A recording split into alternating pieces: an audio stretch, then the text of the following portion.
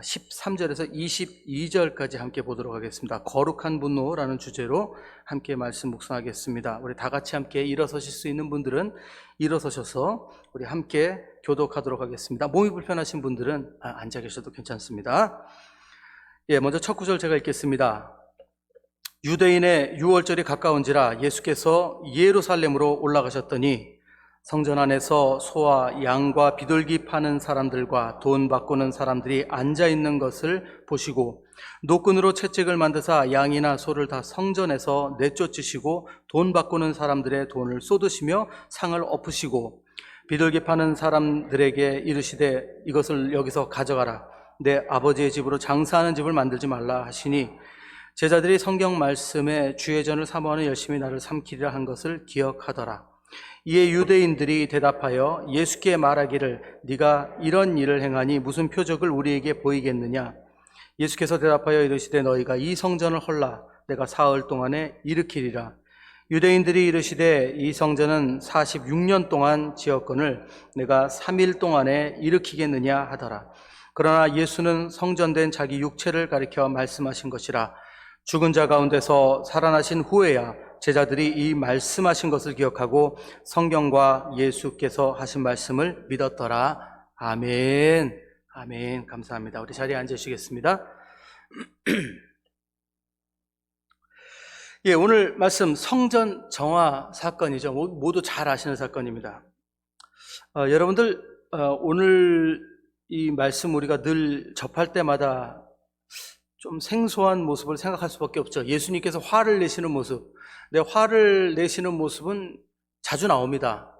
논쟁이 있을 때 자주 우리가 말씀에서 볼 수 있는데 여기서는 액션을 취하시죠. 노끈으로 끈을 이렇게 주셔가지고 채찍을 만들어서 이 장사하는 사람들을 내쫓으신 사건입니다. 이게 한번 우리가 영상을 생각해 보면 무서워요.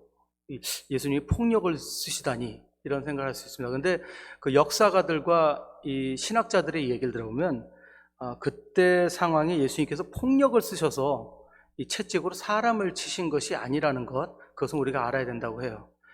여기서 노끈을 주셔서 채찍을 만드셨다고 하는데 그때 이 노끈이 무슨 노끈이었냐면 그때 당시에 그 가축들을 팔기 위해서 사람들이 동물들을 많이 들였기 때문에 그 동물들을 묶었던 줄들이 거기 많이 있었대요. 그것을 가지고 무엇을 하셨냐면 예수님이 동물들을 쫓아내신 거예요. 그러니까 사람을 팬 게 아니고 동물들을 쫓아내셔서 그 장사하는 사람들이 자기 동물 찾으러 나가게 하신 거죠. 그래서 동물들을 내쫓으시고 그 다음에 유일한 폭력을 행사하신 거는 그 돈 바꾸는 사람들의 상을 뒤집은 것, 그것이 유일하게 액션을 취한 겁니다. 왜냐? 그렇게 해야 이 사람들이 자기 돈을 회수하기 위해서 그 돈을 가지고 이제 막 우왕좌왕하다가 이제 나가게 되니까 그렇게 해서 그들을 내쫓고 그리고 말씀하신 거죠. 아버지 집을 장사하는 집으로 만들지 마라 이렇게 하신 거예요. 그래서 우리가 이렇게 잘못 오해하면 안 됩니다. 예수님이 막 채찍으로 다 때리고 막 이랬다고 그렇게 생각하시면 안 돼요. 자, 근데 이 이야기가요 다른 복음서에도 있어요. 요한복음 2장에 있고요. 그리고 마태복음의 21장, 그리고 마가복음 11장, 누가복음 19장에 있어요.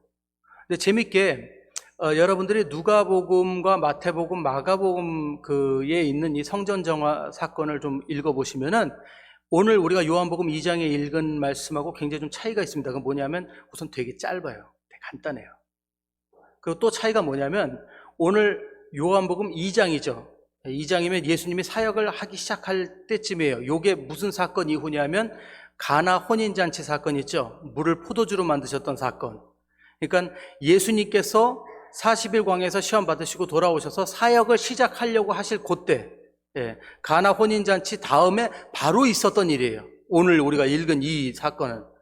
근데 마태복음, 마가복음, 누가복음을 보면 거기에 뭐라고 기록되어 있냐면요. 그 모든 것들이 언제 일어나면 예수님께서 예루살렘 입성하신 사건 있죠. 그러니까 그 십자가에 못 박혀 죽으실 그 사건, 그 전에 예루살렘 입성하시고 일어난 사건으로 기록되어 있어요. 그래서 신학자들이 두 팀으로 갈려요. 어떤 사람들은 이게 워낙 중요한 사건이다 보니까 요한이 기록을 그 시간별로 하지 않고 그 앞으로 좀 땡긴 거다 이렇게 하는 건데 사실 대부분의 신학자들은 이것을 두 사건으로 보는 것이 맞다고 봅니다. 다시 말씀드려서 오늘 요한복음 2장에 있는 사건이 먼저 일어났고 그 다음에 나중에 예수님께서 예루살렘 입성을 하신 뒤에 이런 일이 또 있었다는 거죠. 그래서 이 사건은 두 번 일어난 것으로 우리가 이해하는 것이 맞습니다. 근데 제가 왜 이 얘기를 해드리냐, 이게 왜 중요하냐 하면 시정이 되지 않았다는 거예요.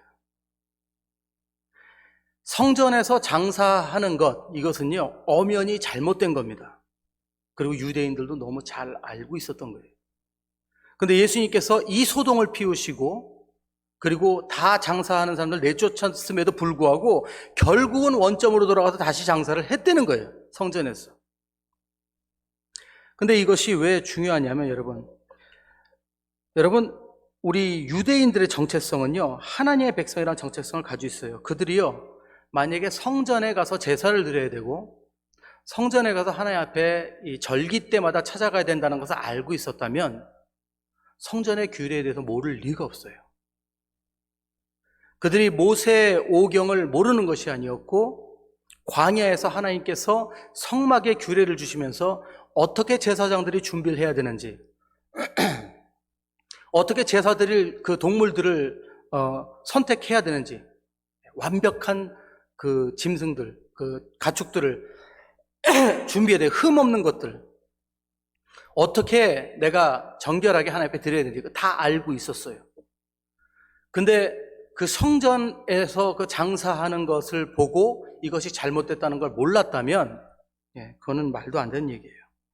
근데 이거에 대한 증거가 어디냐면 먼저 첫 번째 예수님께서 이 난리를 피우시는데 이렇게 거기 장사하던 사람이 어마어마하게 많았습니다. 그리고 사람들도 굉장히 많았고 근데 이 장사하는 사람들을 그렇게 다 내쫓으심에도 불구하고 나중에 18절에 뭐라고 유대인들이 따지냐면 이렇게 되어 있습니다. 이에 유대인들이 대답하여 예수께 말하기를 네가 이런 일을 행하니 무슨 표적을 우리에게 보이겠느냐 이렇게 말합니다. 이렇게 따집니다. 근데 이게 무슨 말이냐면 네가 뭔데 우리한테 이래라 저래라 하느냐 이 얘기예요.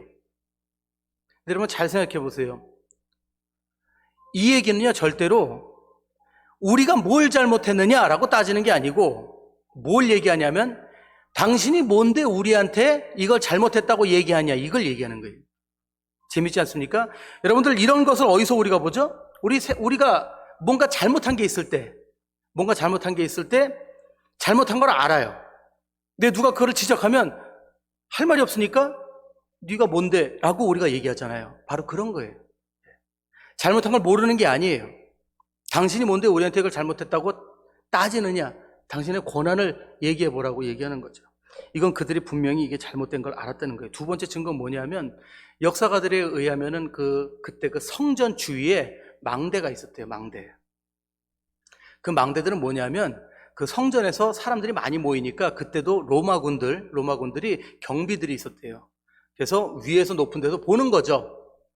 무슨 일이 일어나면 이제 출동해야 되니까. 근데 그때 이 로마군들이 여기 오질 않았어요. 왜? 금방 끝났어요. 이건 뭐냐면 예수님께서 내쫓으시니까 쭈삣쭈삣 하다가 금방 물러갔다는 얘기예요. 좀 따지다가. 왜 그랬을까요? 잘못한 걸 아니까.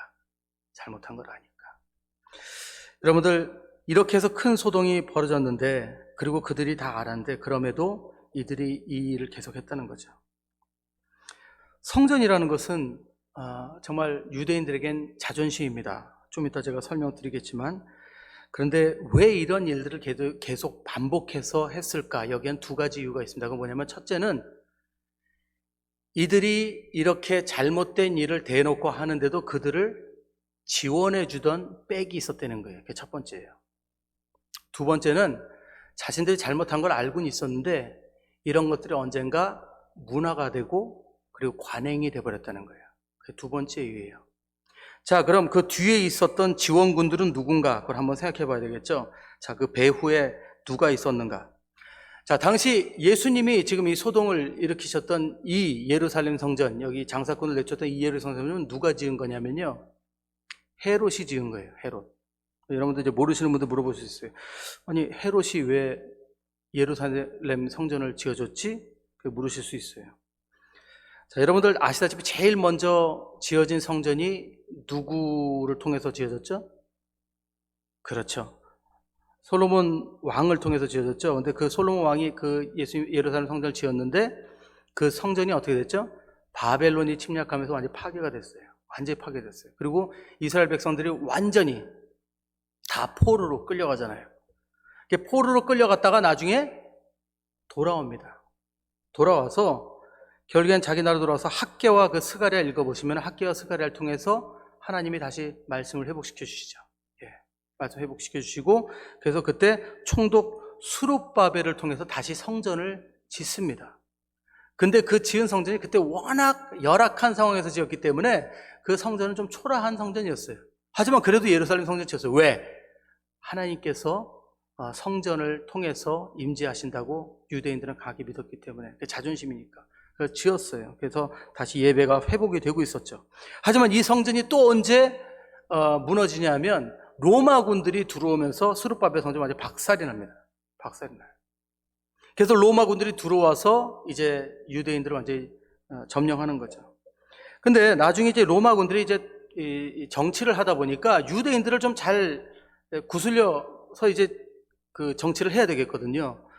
그러다가 헤롯이 요때 예루살렘에 있던 헤롯이, 이 헤롯이 그 헤롯이에요. 예수님 그 아기 때 죽이려고 했던 그 헤롯이에요. 이 헤롯이 건축의 일가견이 있는 사람이에요. 이 사람이 아이디어를 냅니다.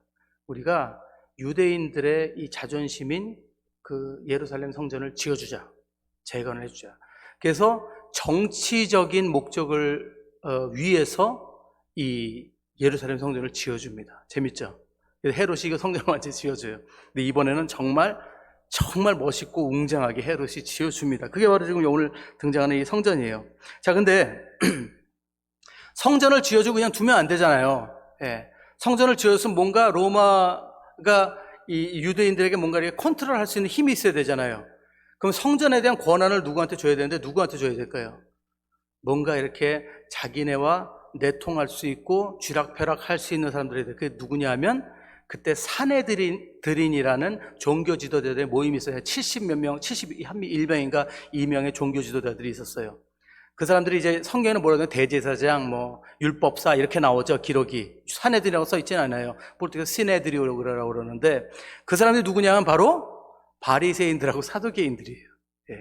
그래서 바리새인들하고 사두개인들의 이 사내들인을 이용을 해서 이 사람들 로마 황제가 그 권한을 줘버립니다. 완전히 성전에 대한. 그래서 모든 성전의 권한, 이 종교 지도자의 권한이 다 그때 당시에 이 사내들인에게 있었던 거예요. 그래서 바리새인들이 사두개인들이 종교 지도자에서 유대인 앞에 서고, 그리고 그들은 한마디로 보면 이제 앞잡이죠. 앞잡이. 근데 왜 그 로마 정권에서 이 사람들 사용했냐? 굉장히 타락한 정치인들이거든요.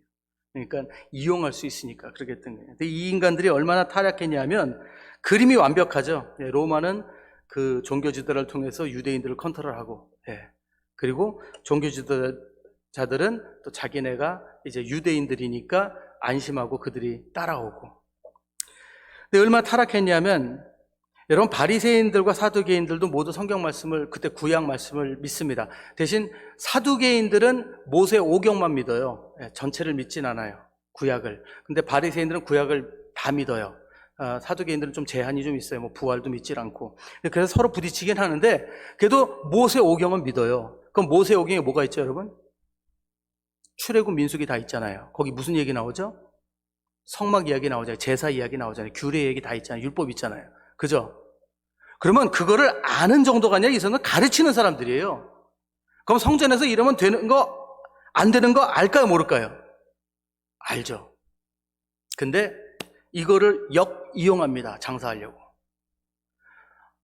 예루살렘까지 와서 그때는 예배를 드리는 것이기 때문에 먼 이웃 나라에서도 여행을 꽤 오래 해야 됩니다. 그러면 그 사람들 제사 드리려면 자기가 보기에 흠없는 그 짐승 가축들을 골라서 그걸 다 가져오니까 얼마나 힘들겠어요. 그거를 편리하게 해준다고 해서 장사하는 사람들 드리고, 그리고 우리가 말하는 우리 저 가게 낼 때 루바 받는다고 그러죠. 그 자리세를 받은 거예요, 장사꾼으로. 이 얘기는 뭐 다 아실 거예요. 근데 왜 돈 바꾸는 사람들이 거기 있냐?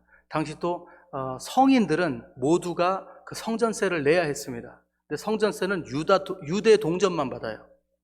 그러니까 그거를 환전해야 되겠죠. 다른 나라에서 오는 분들은. 그 돈을 어디서 받겠어요? 결국엔 그 깜비오 하는 사람들을 거기 둔 거죠. 그래서 이래저래해서 바리새인들하고 사두개인들이 거기 앉아가지고 자리세 받으면 장사 잘 된다 이러고 있었던 거예요. 얼마나 웃기는 상황입니까? 자기네들이 그 영적 지도자들이고 유대인들을 이끌어가야 되는 사람인데 그걸 지지한 꼴이 되는 거예요. 그러다 보니까 자, 유대인들이 자기네가 따르는 유대 지도자들이 그걸 지지하는데 하겠어요? 안 하겠어요? 당연히 뭐 무뎌지는 거예요. 거기에 대해서 무뎌지는 거예요. 그러고는 장사를 했다는 거죠. 그리고 또 자기네들도 가서 사용을 하고.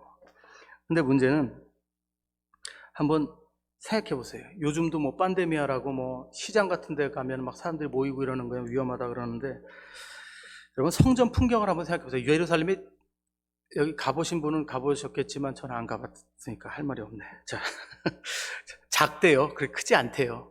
근데 거기에 여러 나라 사람들이 모이니 얼마나 바글바글 했겠습니까, 사람들이.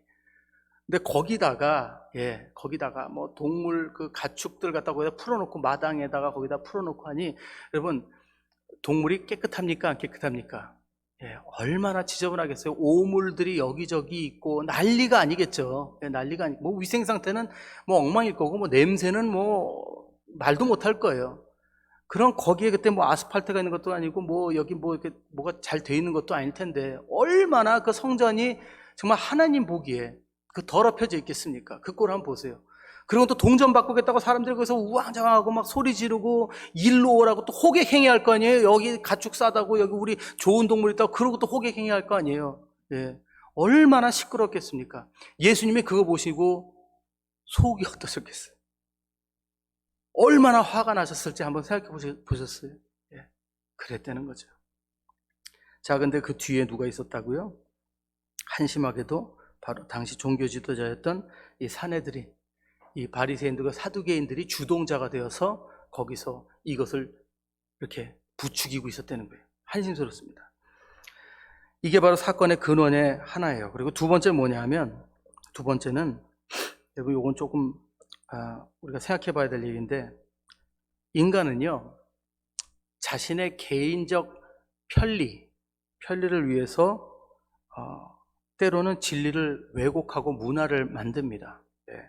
제가 드리고자 하는 말씀은 문화가 형성이 됐다고 그 문화가 꼭 진리를 품고 있다고 생각해서는 안 된다는 거예요. 이거 잘 기억하세요. 왜 하나님께서 너희는 이 세상 따라가지 말라고 하시는지 잘 기억하세요. 문화에 진리가 있다고 하는 그런 건 없어요, 여러분. 근데 그 문화가 세워지고 그것이 무엇이 될까요? 사회적 관행이 되어버리면, 관행으로 자리 잡아버리면요, 이 사람의 그 감각이 둔해집니다. 뭐가 옳고 그름에 대한 감각이 둔해지게 돼 있어요. 당시 그랬다는 거예요. 여러분, 정말 이거는요, 우리가 지금 생각해 봐야 되는 일이에요. 문화가 하나 형성되고 그것이 관행이 된다. 이거는 모든 역사 안에 있는 일들이고 모든 나라의 이 그 풍습에 다 이렇게 스며들어 있는 것들이에요. 그래서 그런 문화들을 보면은 사단이 이 나라에 어떻게 옛날부터 역사를 했는지를 볼 수가 있어요. 귀신들이 종교를 통해서 어떻게 이 나라의 역사에 있는지 그걸 알 수가 있어요. 이 나라 역사도 한번 보셔야 돼요. 브라질 포클로리 한번 보세요. 얼마나 귀신이 많은지. 저도 이게 학교에서 어릴 때부터 공부해봐서 브라질 문화도 장난 아닙니다. 얼마나 그 흑인들이 그 믿던 그런 그 마쿰바라든지 이런 데서 온 그런 귀신들 너무너무 많아요. 자, 문화 얘기를 하면은 뭐 하나의 예를 하나 제가 좀 들자면 이런 거 볼 수 있죠. 그럼 수영복. 여러분 수영복이 좀 그렇지 않은가 싶습니다. 그냥 재밌는 예로 그냥 들어주세요. 여러분 우리가 해수욕장에서 입는 수영복 있잖아요. 보통 수영복은 온몸을 다 가리지 않죠. 대부분 몸의 많은 부분이 노출이 되잖아요. 근데 우리가 여기 상파울루 중간에 이렇게 도시에 사는데 날씨가 너무 더워요. 너무 덥다고 해서 여름이 됐고 이제 더우니까 수영복을 입고 다녀야겠다고 수영복을 입고 다니면 어떻게 될까요? 미친 사람 취급받겠죠. 그렇지 않습니까? 그건 말도 안 되는 거죠. 하지만 해수욕장에서는 그렇지 않잖아요. 해수욕장에서는 죄송한 말씀이지만 아무리 야한 걸 입고 다녀도 뭔가 그냥 그런가 보다 하고 그냥 넘어가요. 왜? 그게 문화예요. 그게 관행이에요. 예. 그러니까 문화가 이런 거라는 거예요. 여러분, 이 문화라는 것이 이런 것처럼요, 어느 날 어떤 것이 그 사회의 관행이 되고 그 기준이 되고 이렇게 그 문화로서 이렇게 자리 잡으면요, 사람은 거기에 집중을 하게 돼 있어요. 그러면서 옳고 그름에 대한 자각이 혼동을 가지고 진짜 중요한 것들, 건드리면 안 되는 것들에 대한 그 판단력이 흐려진다는 거예요. 우리가 이거 생각해 봐야 돼요. 우리가 잊어서는 안 되는 것이 있죠. 그게 뭐냐면, 우리가 정말 하나님 앞에 지적이고 우리가 성숙한 사람이라 이걸 기억해야 돼요. 그게 뭐냐면, 온 세상의 인류는요, 서로와 연결되어 있고 서로에게 영향을 줄 수밖에 없다는 거 우리가 알아야 됩니다. 여러분, 졸던 피터슨이라는 임상 심리학 교수가 있어요. 예, 전 하버드 대학이 아니었는데, 제가 대학교에 잊어버렸어요. 그 교수님이었다가 지금은 이제 그 굉장히 유명한 강사님이 되셨는데, 그분은 크리스찬이 아니에요. 근데 그분이 하신 말씀은 뭔지 아세요? 지금 인류가 돌아가야 되는 정신은 바로 성경에서 말하는 공동체 정신이다. 그분이 그렇게 얘기해요. 예수 그리스도가 가르쳤던 공동체 정신이 회복돼야만 이 인류는 희망이 있다고 그래요. 그분이 예수 믿는 분 아니에요. 왜 그런 줄 아세요? 지금 점점 세상이 개인주의가 되고 있어요. 이게 왜 중요한 얘기냐면요. 잘 보세요, 여러분. 제가 어저께도 결혼식 주례를 했는데, 결혼 주례하면서 제가 여러 가지 포인트를 했는데, 제가 그 신랑 신부에게 두 가지를 얘기했어요. 그게 뭐냐면, 첫째는, 5가지 얘기했는데 두 가지만 얘기해요. 첫째는 결혼해줘서 너무 고맙다는 거예요. 결혼을 너무 안 해요. 두 번째는 뭐냐면, 결혼은 하나님께 속해 있다는 거예요. 성경에 결혼에 대해서 써 있어요, 안 돼 있어요? 써 있죠. 근데 이혼은 하나님께 속해 있는 게 아니에요. 성경에 이혼이 써 있어요, 안 써 있어요? 써 있긴 한데 안 된다고 써 있어요, 사실은. 엄연히 보자면. 예. 여러분, 우리가 잘 알아야 되는 게 있어요. 하나님께 속한 것들이 무엇인가를 우리 알아야 된다는 거예요. 왜 하나님께서 그렇게 말씀하시나요? 자, 보세요, 여러분. 요즘 사회에 이상한 문제들 많이 일어나죠. 첫 번째, 묻지마 범죄 뭔지 아시죠? 좀 정신들 이상한 사람들이 갑자기 막 칼 들고 날뛰더니 뭐 사람 푹푹 찌르고 가고 때리고 가고, 묻지마 범죄 이상하게 많이 일어나고 있죠. 그렇지 않아요, 요즘? 그리고 아동 범죄, 성범죄.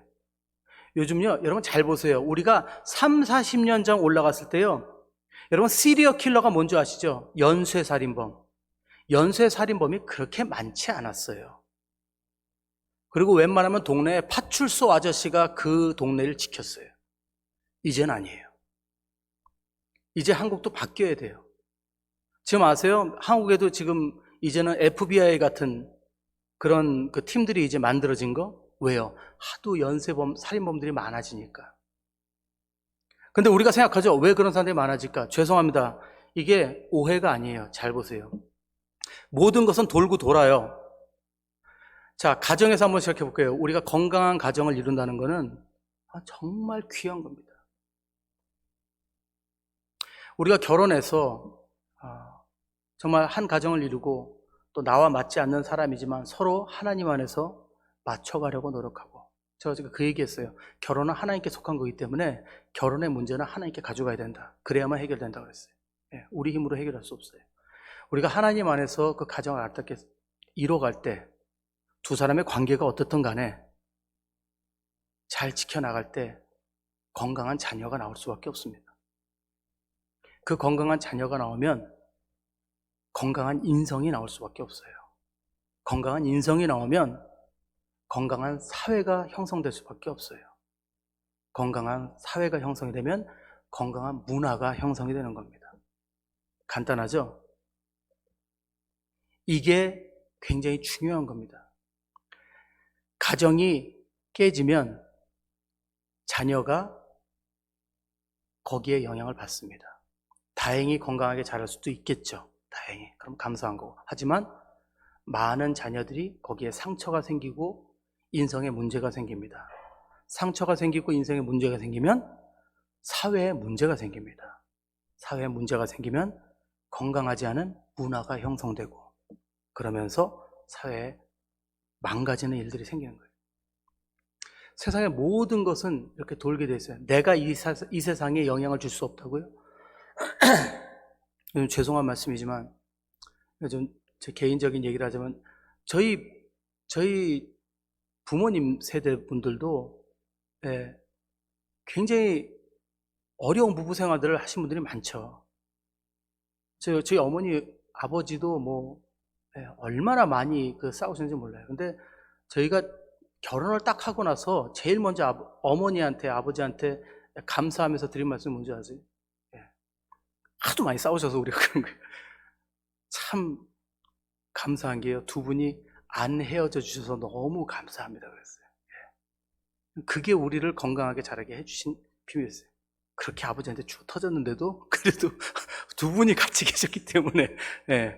그래서 우리 형제가 그래도 참 건강한 마인드를 갖고 있게 돼서 너무 감사했어요. 감사했어요. 어머니 우시더라고요. 힘드셨나 봐, 아버지 때문에. 굉장히 근데 서로 힘드셨죠, 서로. 근데 그게 귀한 일이에요. 내가 뭐 세상에 살면서 한 게 아니요. 자녀 잘 키우시고요, 가정 지켜주신 거 정말 귀한 일 하신 거예요. 정말 큰일 하신 거예요. 훌륭하신 거예요. 예, 여러분 절대로 잊으시면 안 돼요. 세상은 모든 게 다 우리에게 돌아오게 돼 있어요. 그래서 지금 세상이 이렇게 망가져가고 있는 거예요, 사회가. 여러분, 우리가요, 해수욕장 가서, 아까 나 왜 자꾸 해수욕장 자꾸 얘기하지? 아마 가고 싶은가 보다. 자, 우리가 바다에 가서 뭐 물병 같은 거 하나 버리잖아요. 버리면서 이런 생각하죠. 아이, 뭐 내가 이거 하나 버린다고. 근데 여러분, 지금 이거 아시고 계시는 분도 아시겠지만 지금 하와이에서 1600km 정도 떨어진 곳에 이렇게 해류가 도는 부분이 있어요. 거기에 섬이 하나 생긴 거 아세요? 사실 섬이 2개 생겼어요. 이제 한 10년 전에 하나 생겼는데 2개 생겼어요. 뭔지 아세요? 섬이 아니에요. 쓰레기예요. 쓰레기. 그게 얼마나 큰지 제주도만한데. 무섭지 않으세요? 그게 지금 바다 중간에 2개가 있어요. 하와이에서 1600km 떨어진 부분에 하나 있고요, 해류가 도는데. 하나는 일본하고 그 하와이 사이에 하나 있어요. 무서운 겁니다. 결국에 누구한테 돌아가요, 그게? 예. 모든 것이 그렇게 돌아오게 되어 있다는 거죠. 그래서 우리는 한번 생각해 봐야 됩니다. 내 개개인의 행동들이 생각 없이 결정하고 낳는 거. 근데 이 세상은 지금 어떻게 돼가죠? 점점 이혼에 대해서 관대해지기 시작합니다. 예. 근데 교회도 이제 관대해져요. 막을 수는 없어요. 뭐 그렇다고 해서 우리가 그거 잘못된 거 하지만 이게 아니에요. 하지만 옛날에 우리 어떻게 했죠? 여러분들 여러분 이혼 한번 생각 안 해보신 부부가 있을까요? 그러니까 제가 열어놓고 말씀드릴게요. 예. 이혼 한번 생각하지 않으신 부부가 있을까요? 근데 이혼을 생각하면서 어떤 걸 생각하죠? 예. 1000번, 10,000번 생각하고 또 생각하고 또 그러다가 에휴, 다시 뒤돌아오고. 그게 얼마나 그런 것들이 많아요. 예. 근데 요즘은 어떡하죠? 요즘은 점점 사회가 개인주의가 돼가잖아요. 내가 제일 중요해. 내 생각이 존중을 받아야 돼. 그게 제일 중요해. 내가 행복한 게 제일 중요해. 한 10번 정도 생각하면 내가 왜 이러고 살아야 돼? 그러고는 이혼 결정하는 거예요. 저번 어떤 변호사, 이혼 전문 상담 변호사가 나와서 얘기하는데 제일 빨리 결혼한 팀이 결혼 바로 하자마자 나가서 싸워서 이혼했대요. 그렇게 결혼을 우습게 알아요. 근데 지금은 그냥 이혼만 관대해지는 게 아니에요. 이혼만 관대해지는 게 아니죠. 어떻게 되죠? 지금 세상, 여러분들 뉴스 한번 보세요. 지금 아르헨틴이 지금 뭐를 합법적으로 지금 허락을 했죠? 낙태에 대해서 관대해집니다. 여성 인권자들이 프리 섹스를 외치고 우리도 남성처럼 자유롭게 살고 싶다. 애는 짐이다. 내 인생 방해하지 말아라. 애 때문에 내 인생 더 이상 그거 되고 싶지 않다.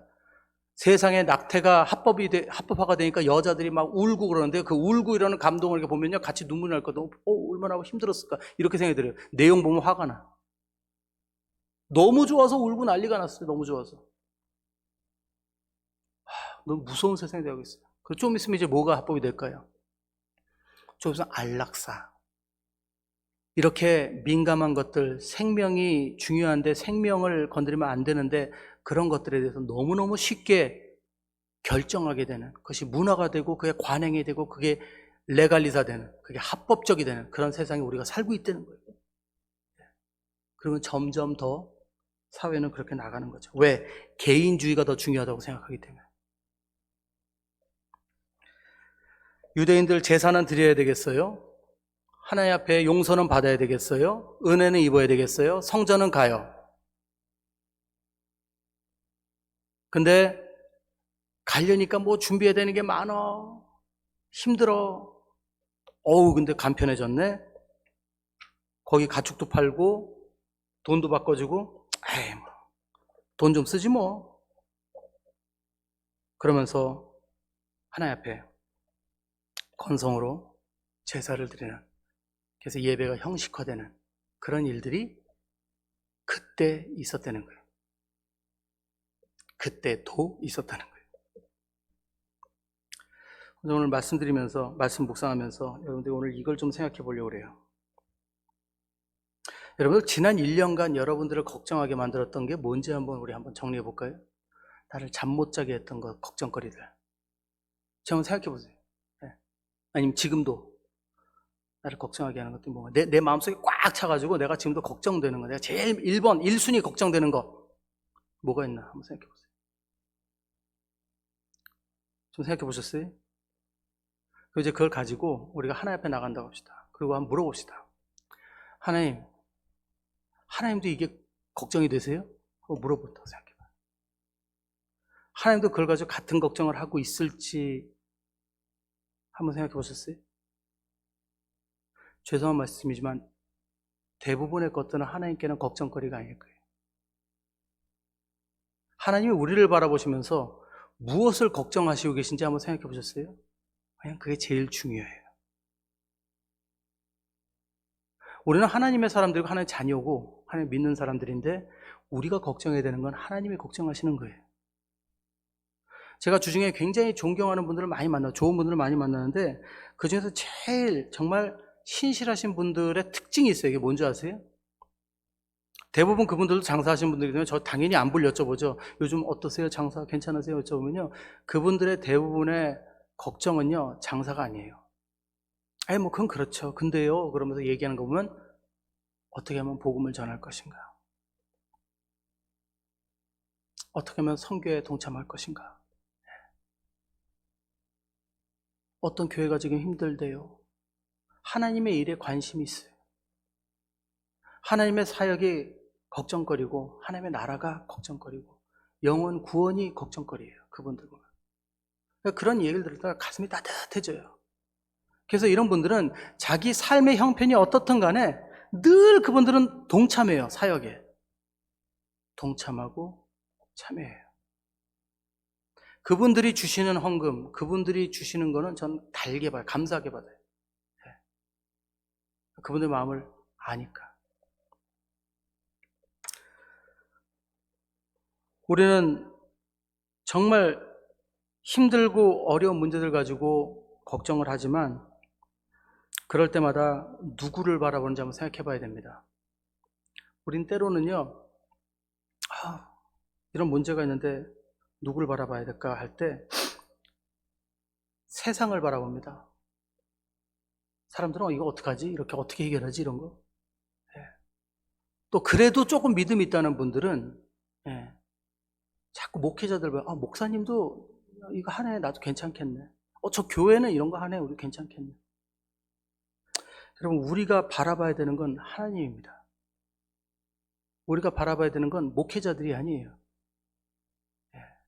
우리가 바라봐야 되는 건 신앙 서적이 아니에요. 거기서 속으면 안 돼요. 우리가 바라봐야 되는 건 세상 장사 잘하는 사람들이 아니에요. 우리 인생은 하나님 거기 때문에 우리의 문제는 하나님께 가져가야 돼요. 아까 제가 말씀드렸죠. 결혼은 하나님께 속하기 때문에 결혼 문제에 대해서 하나님께 가야 된다고. 근데 그리스도인들이 하나님께 속해 있다고 하면서 문제 해결을 세상에서 하려고 그래요. 사람한테 의존하려고 그래요.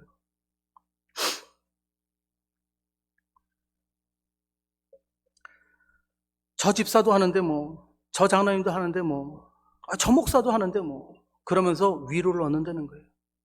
제가 모든 종교 집사들이 싸웠다 그런 얘기를 하는 게 아니에요. 당시에 이 사람들이, 이 유대인들이 잘못된 걸 알면서 누굴 바라봤기 때문에 계속해서 이런 실수를 했을까요? 그 바리새인들 사두개인 보고 따라간 거예요. 예수님께서 정말 우리를 사랑하신다면 예수님께서 채찍을 들고 우리를 치실 겁니다. 하나님은 사랑의 하나님이시지만 정의의 하나님이신 거 기억하시기 바랍니다. 예수님 제일 먼저 우리의 재산을 치세요. 두 번째는 건강을 치세요. 세 번째는 자녀를 칩니다. 정신 차리고 주님 앞에 온전한 신앙인으로 설 수 있도록 노력해야 됩니다. 그래서 우리는 우리 자신을 점검해 봐야 된다는 거예요. 나를 걱정하게 했던 건 무엇들인가? 잠 못 들게 했던 건 무엇들인가? 여러분, 우리가 자녀들을 볼 때 어떤 분이 이런 얘기를 하신 적이 있어요. 나는 우리 애가 셀폰 하는 거 보면 속이 뒤집어져요. 그런 말씀 하신 분이 있어요. 근데 처음엔 제가 이렇게, 뭐 애들이 뭐 공부할 때도 있고, 뭐 셀폰 할 때도 뭘 그거 가지고 속이 뒤집어지나. 근데 가만히 생각해보니까 그게 아니야. 그게 아니에요. 부모님들이 그 자식을 보는데 셀폰만 보는 게 아니에요. 셀폰 하는 것만 보는 게 아니라 그 자식이 정말 걱정해야 될 거 걱정 안 하고, 딴 생각만 하고 있으니까 그 셀폰이 그 도화선이에요. 그렇잖아요. 부모의 마음에 연결이 안 돼 있는 거예요. 부모님의 걱정거리가 그냥 걱정이 아니지. 부모님 미래를 생각하고 있는데 이 친구는 지금 뭐 생각하면 게임 아이템을 어디서 사나 이러고 있는 거지. 그게 한심하게 생각되지 않겠어요? 물론 부모는 사람이기 때문에, 우리 인간 부모는 사람이기 때문에 실수했지만 우리 하나님은 완전한 부모님이시잖아요. 하나님 만약에 우리를 보시고 걱정하시는 거 있다면 그거는 우리가 생각해야 되잖아요. 그럼 우리가 걱정해야 되잖아요. 여러분, 부모님이 우리를 보면서 너 그렇게 살면 안 된다 그러는데 콧방귀도 안 끼고 또 잔소리야 이러면 기분이 좋을까요? 하나님께서 우리 보고 너희들 그러면 안 된다 그러는데 맨날 잔소리야. 하나님 목사님 통해서, 어떤 때는 선교사님 통해서, 어떤 때는 장로님 통해서, 어떤 때는 집사님 통해서 바른 말씀 하십니다. 그렇게 살면 안 됩니다. 그렇게 예배드리면 안 됩니다. 콧방귀도 안 껴요. 자기 자존심이 더 중요해요. 내 개인의 마음이 더 중요해요. 내 마음 상하는 게 더 중요해요. 지금 시대가 어느 때인데 감히 내가 누군 줄 알고, 누구긴 누구야? 하나님의 종이요, 구원받은 은혜 입은 하나님의 성도지. 정신 차려야 돼요. 얼마나 그래서 많은 사람들이 교회를 떠나는지 몰라요. 왜? 하나님의 사랑만 생각하거든. 채찍 받으면 그냥 미치려고 그러거든. 여러분, 온전한 자녀는요, 채찍을 맞고 나서 생각을 합니다. 내가 뭘 잘못했지. 삐뚤어진 자녀는요, 맞은 자리만 생각하면서 원망만 합니다. 여러분, 누구 비슷하지 않으세요? 우리 성도들 같지 않아요? 나 맨날 교회 나갔는데 왜 장사가 이렇게 안 되는 거야? 한번 잘 생각해 보세요. 물론 장사 안 되는 게 그거라는 건 아니에요. 말씀 뵙겠습니다. 여러분, 우리는 요즘 참 요즘 그리스도인들 중에 참 복이 드문 분들이 뭐냐면 지식이 있는 분들과 지혜가 있는 분들이 참 부족해요. 성경 말씀, 정말 하나님에 대한 지식이 너무 없어요. 하나님의 말씀, 그리고 하나님에 대한 지혜가 너무 없어요. 그래서 사람들은 대화하는 걸 두려워해요. 왜요? 자존심만 강해서 누구랑 이렇게 안 믿는 사람이랑 대화하려고 그러면 피하려고 그래. 왜 그럴까요? 성경 지식이 없어서만이 아니에요. 대화를 자꾸 이기려는 목적으로, 그러니까 저 사람이 내가 얘기하는 거 비웃으면 어떡하지? 내가 얘기하는데 안 믿으면 어떡하지? 그러니까 자꾸 싸움이 일어나는 거예요. 저 사람 얘기도 들었고, 그렇군요. 하나님 말씀에 이렇게 얘기하던데 저는 이렇게 생각합니다. 이런 대화가 없어요. 요즘 그리스도인들은 자존심만 강해. 교회 좀 욕하고 이러면 뭐 핍박받는다고 그러고. 아니에요. 여러분, 우리 더 이제 하나님에 대한 말씀에 대한 지식을 쌓아야 되고 하나님에 대한 마음을 더 알아야 됩니다.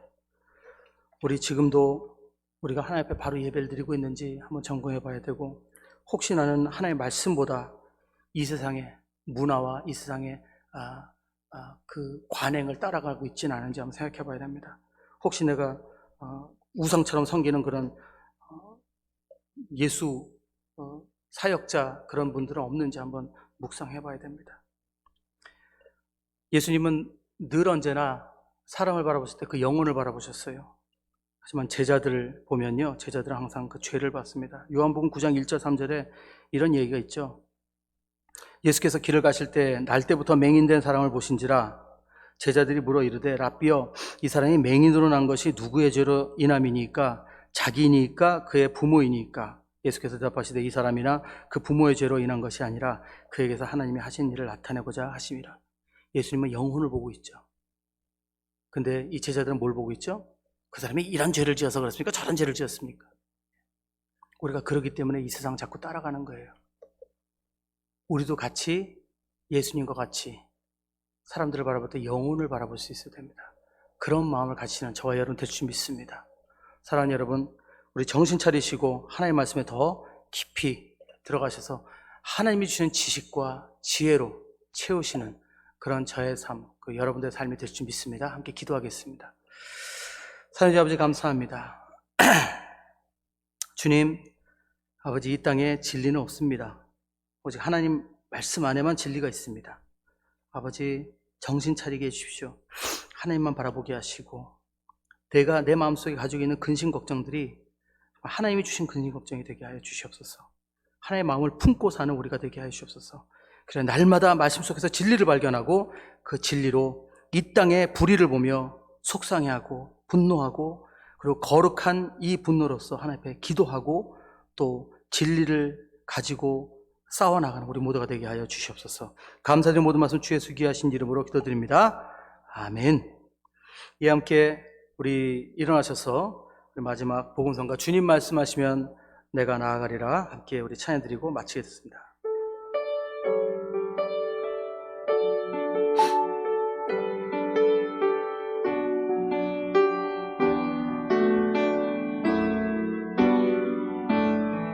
주님 말씀하시면 주님 말씀하시면 내가 나가리라. 주님 뜻이 아니면 내가 멈춰서리라. 나의 가고 서는 것 주님 뜻에 있으니 오 주님 나를 이끄소서. 다시 한번 주님 말씀하시면 주님 말씀하시면 나가리라. 주님 뜻이 아니면 내가 멈춰서리라.